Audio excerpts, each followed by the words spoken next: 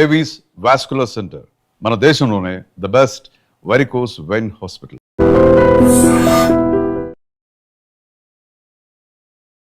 నమస్తే, welcome back to IT media. నేను మీ ఝాన్సీ. సో గ్యాస్ట్రిక్ సమస్యలు అనేవి ఈ మధ్యకాలంలో చాలా ఎక్కువగా ఫేస్ చేస్తున్న ఇష్యూస్ అందరికీ.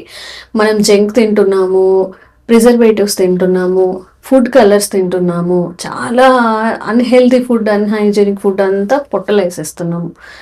ఫలితం గ్యాస్ట్రిక్ సమస్యలు. ఇంకా చాలా ఇష్యూస్ రిలేట్ అయి ఉంటాయి. మరి ఎలాంటి మందు, ఎలాంటి మెడిసిన్ లేకుండా చక్కగా మన ఇంట్లోనే కూర్చొని ఈ గ్యాస్ట్రిక్ సమస్యలకు ఒక చెక్ పెట్టేయచ్చు అంటే అంతకన్నా హ్యాపీనెస్ ఏముంటుంది? సో ఆ విషయం తెలుసుకుందాం. ఆక్యుప్రెషర్ ద్వారా గ్యాస్ట్రిక్ సమస్యలను ఎలా నియంత్రించుకోవచ్చు. సో ప్రస్తుతం అంతా ఉన్నారు సర్టిఫైడ్ ఆక్యుపెస్టిస్ట్ అలాగే హీలర్ జనార్దనాచారి గారు. సో సార్ తో మాట్లాడి ఈ విషయానికి ఒక చక్కని పరిష్కారం తెలుసుకునే ప్రయత్నం చేద్దాం. నమస్తే సార్. నమస్తే. ఎలా ఉన్నారు సార్? ఫైన్ అమ్మా, థ్యాంక్ యూ.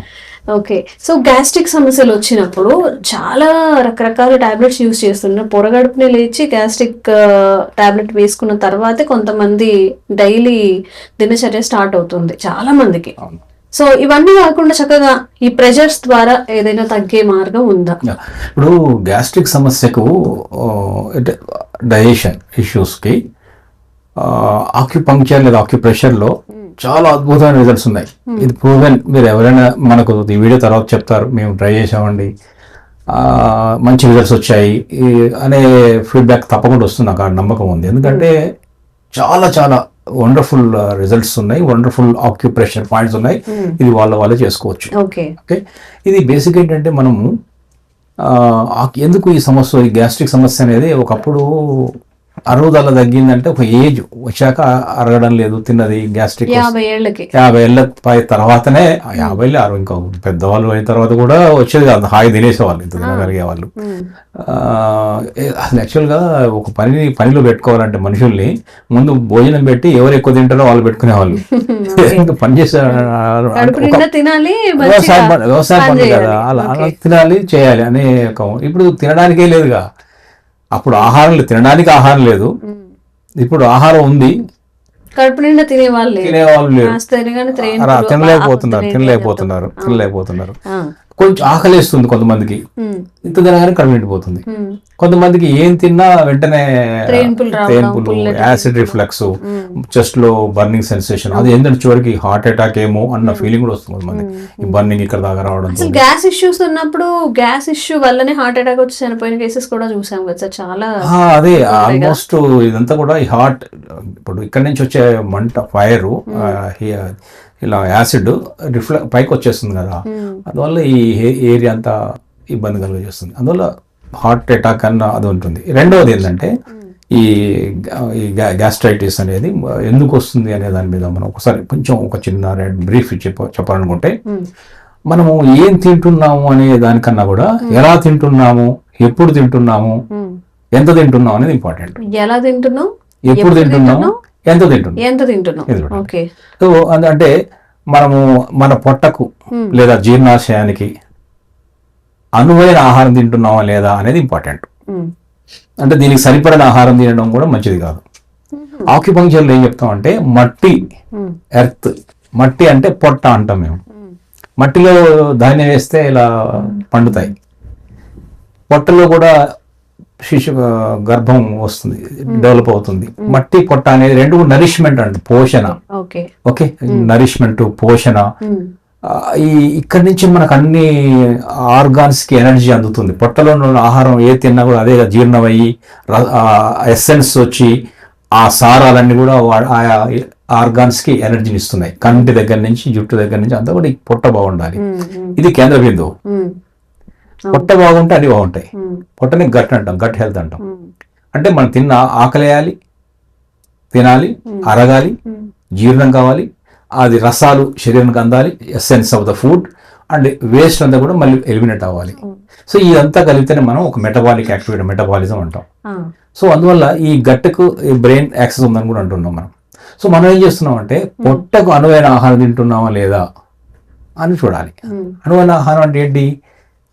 ఇప్పుడు మట్టిలో కొన్ని రకాలే కలిసిపోవు. ప్లాస్టిక్లు వేస్తే మట్టిలో కలిసిపోవు.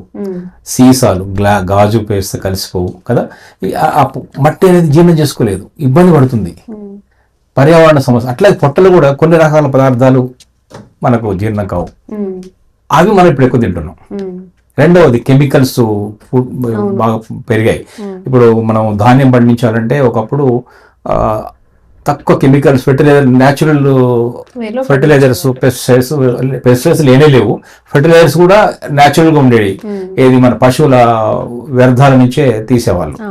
అట్లా కాకుండా ఎరువులు, పురుగు మందులు వాడకం, ఇవన్నీ కూడా ఏమైంది, మట్టి స్పాయిల్ అయిపోతుంది. మట్టిలో పండిన ధాన్యం కూడా కెమికల్స్ మయమవుతుంది. అది మనం తింటున్నాం కాబట్టి మట్టి పొట్ట ఎందుకు అంటున్నాం అంటే అదే తింటున్నాం కాబట్టి ఇది కూడా స్పాయిల్ అయిపోతుంది. ఇది సో మనకి ఏది నచ్చుతుంది పొట్టకి అంటే 2-3 విషయాలు చూడాలి. ఒకటి, మన ప్రాంతంలో పండిన ఆహార పదార్థాలన్నీ కూడా మన పొట్టకు నచ్చుతుంది. రీజనల్, ఇంపోర్టెడ్ నచ్చదు. ఫర్ ఎగ్జాంపుల్ విదేశాల నుంచి ఆవకాడో అదో ఏదో తెప్పిస్తాను అంటున్నారు, అది మన ప్రాంతంలో పండింది కాకపోతే, మన పూర్వీకులు ఆ పదార్థాన్ని కనుక తిని ఉండకపోతే అది మనకు అంత సరిపడదు. ఎందుకంటే మన ఈ సెల్స్, కణాలు దాన్ని గుర్తుపట్టలేవు, ఆ డైజెస్టివ్ సిస్టమ్ దానికి అనుగుణంగా లేదు. అందుకని మన వాళ్ళు ఏం తిన్నారో చూసి తినొచ్చు. మన వాళ్ళు ఈ సమయంలో ఏం తినాలి అంటే ఒక్కటి గుర్తుపెట్టుకో, మన పూర్వీకులు తిన్నారా లేదా, తిన్నారు, మా నాన్న అమ్మ నాన్న తిన్నారు, మనం తినచ్చు, బట్ మనకు ఖచ్చితంగా సరిపోద్ది, దాదాపు సరిపోతుంది.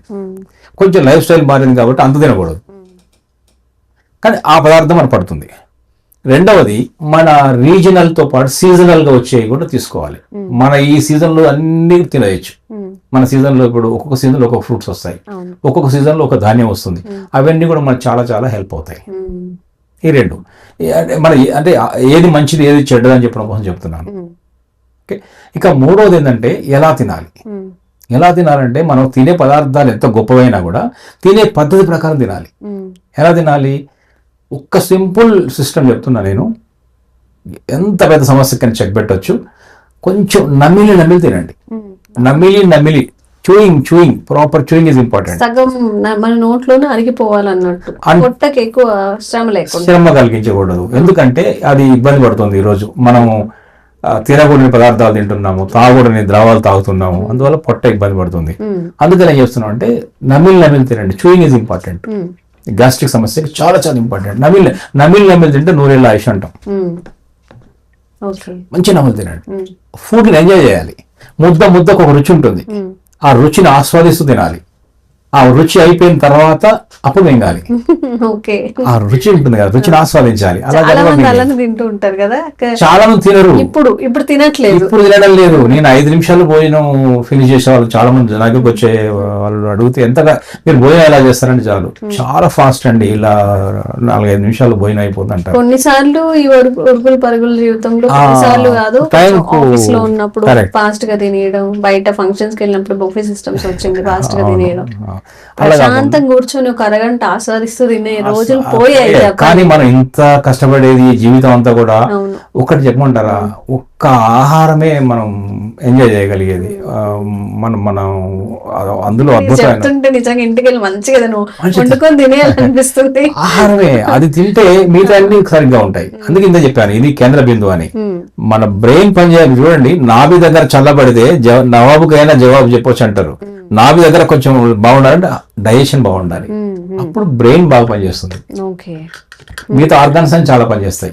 ఇవన్నీ కూడా ఇబ్బంది పడుతున్నాయంటే మన ఇక్కడ డైజెస్టివ్ సిస్టమ్ బాగాలేదని. చాలా ఇంకొక విషయం రహస్యం చెప్పిన, మోకాలు నొప్పులు, కీళ్ళ నొప్పులు కూడా గ్యాస్ట్రిక్ సమస్యలు వస్తున్నాయి.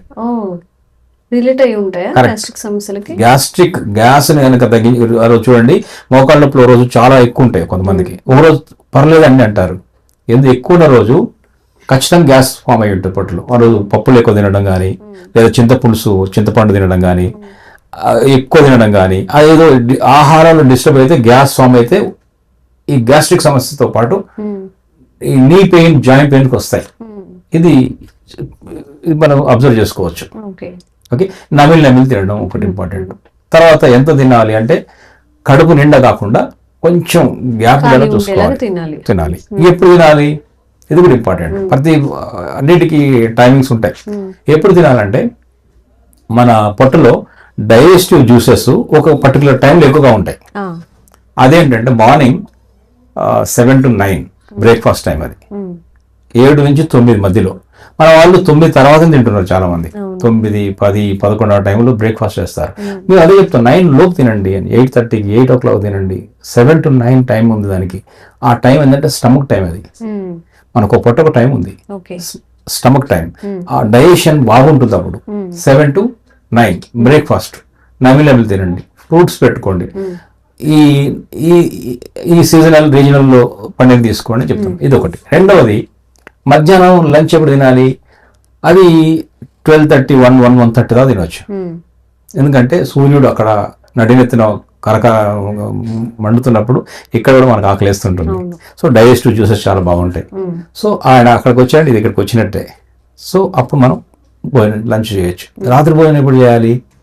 సూర్యాస్తమయంకు కొంచెం అటు ఇటు, అంటే 7, 7:30, ఇక మ్యాక్స్ 8 లోపు చేయాలి. అసలు మేము చెప్పేది అయితే 6:30, 7 o'clock ఎలా తింటామండి, పనులు ఉన్నాయి, ఆఫీసులు ఉంటాము, తినలేము, షాప్ కట్టేయాలి, రావాలి అని అంటారు. కాబట్టి కొంచెం రిలాక్సేషన్ ఏంటంటే 7:30, 8, మ్యాక్సిమం 8:30 లోపు తినాలి.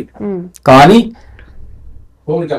ఈజీగా డైజెస్ట్ అయ్యే తీసుకోవాలి. నైట్ రాత్రి భోజనంలో తేలిగ్గా జీర్ణమయ్యే పదార్థాలు తినాలి, అది ఇంపార్టెంట్. తేలిక జీర్ణం ఏదంటే ఎక్కువ ఆయిల్స్ ఉండకూడదు, ఎక్కువ ఫ్రైలు ఉండకూడదు. బట్ అంటే దానికి పూర్తిగా విరుద్ధం ఏంటంటే మార్నింగ్ నుంచి వర్క్ చేసి చేసి చేసి బ్రేక్ఫాస్ట్ స్కిప్ చేస్తారు, లంచ్ ఏదో తిన్నామంటారు. బట్ చక్కగా ఇంటికి హెవీ మీల్స్ అంతా రాత్రి చేసేసి మంచిగా బిర్యానీ ఆర్డర్ చేసుకోనో లేకపోతే ఇంట్లోనో ఏదో ఒకటి కాస్త హెవీ డైట్ అనేది నైట్ టైం పడుతుంది. డిన్నర్ ఇంగ్లీష్ డిన్నర్ అంటాం కదా, డిన్నర్ అంటే ఒక అద్భుతమైన పదం కదా, డిన్నర్ చేద్దామని.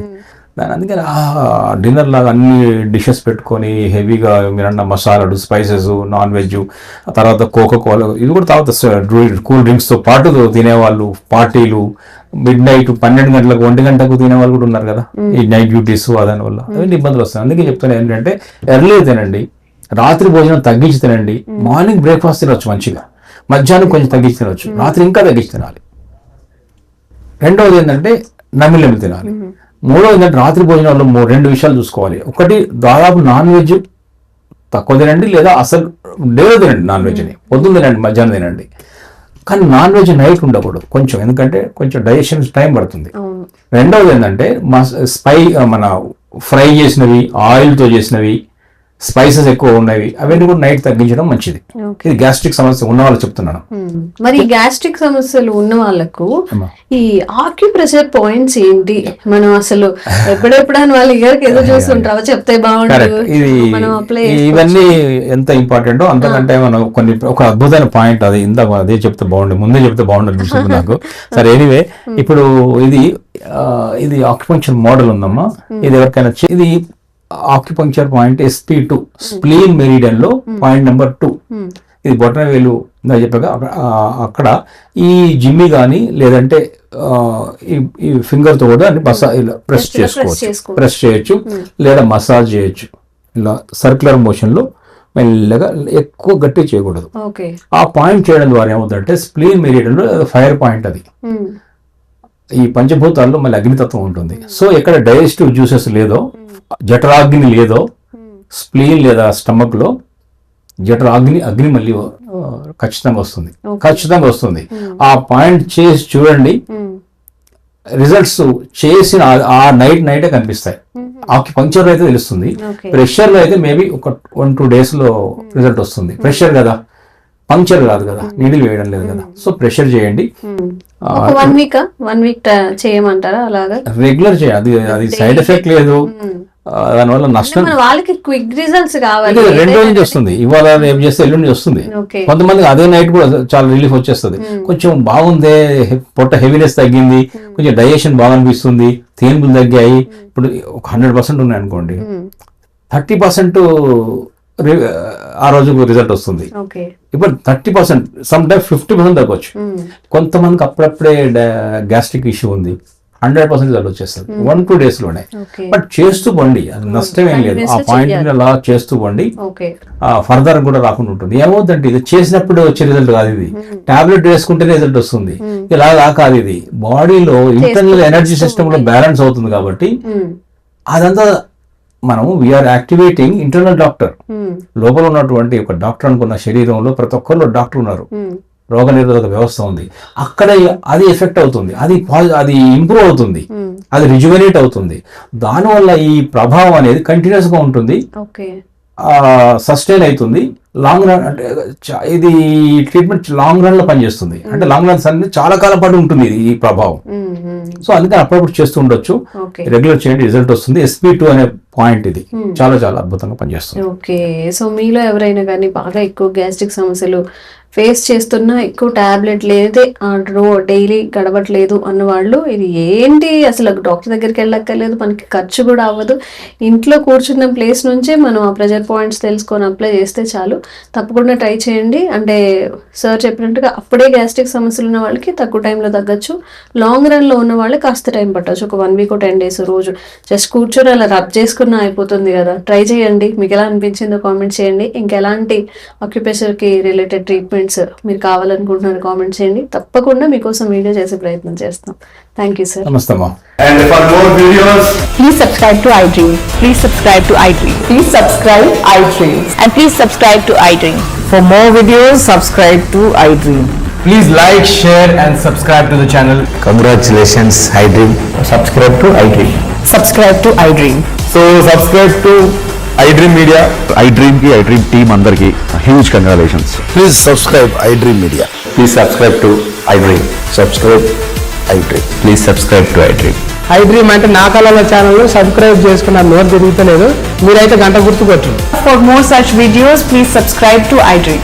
Subscribe to iDream. Please subscribe to iDream. Please subscribe iDream Media. Please do subscribe to iDream. Please subscribe to iDream Media. For best entertainment and information, please subscribe iDream. And don't forget to subscribe to iDream.